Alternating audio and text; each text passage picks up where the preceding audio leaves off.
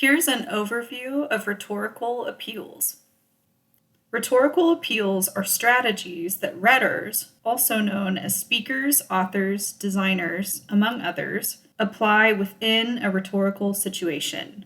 These rhetorical choices are made to appeal to certain genre constraints and audience expectations, as well as to achieve a specific purpose. Put simply, rhetorical appeals are strategies designed to fit a specific rhetorical situation. Here's an example of how rhetorical appeals can function within a rhetorical situation. Let's imagine that you are emailing a professor to ask for an extension on a major assignment. Which of the following emails are you most likely to send? Option 1. To Van Helsing, Abraham. Subject, flight delay and extension.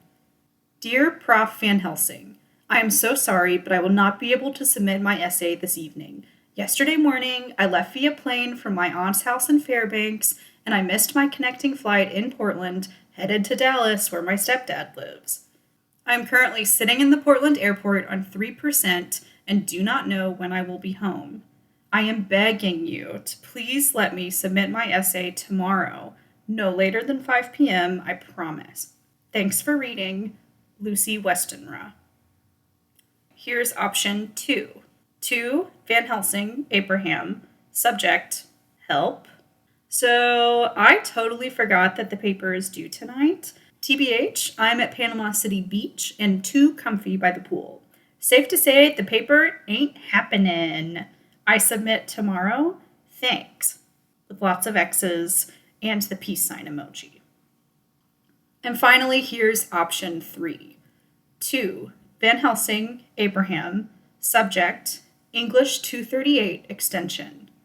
Dear Prof. Van Helsing, good afternoon.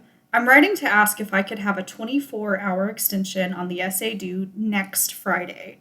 I will be traveling for my internship next week, and having an extra day would help ensure I can submit the strongest possible draft.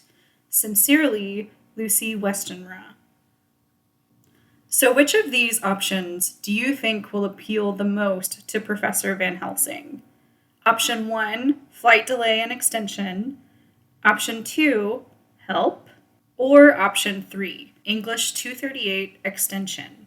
And while you're considering these options, remember to consider the rhetorical situation. So think through the genre, target audience, and purpose of this message.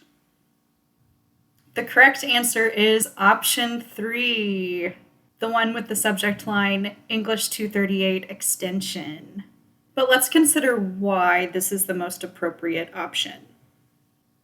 Option 3 is the best choice here because options 1 and 2 are both unprofessional. Option 1, even though it might seem like it's written fairly formally, is too long, and it also offers unnecessary details.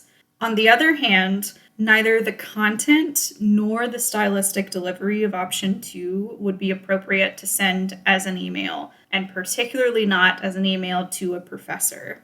So while options 1 and 2 are not great choices, option 3 is clear and succinct. It has an appropriate subject line, salutation, and signature. Additionally, in option 3, the student is asking for an extension the week before the paper is due, as opposed to the day the paper is due or the day before it's due.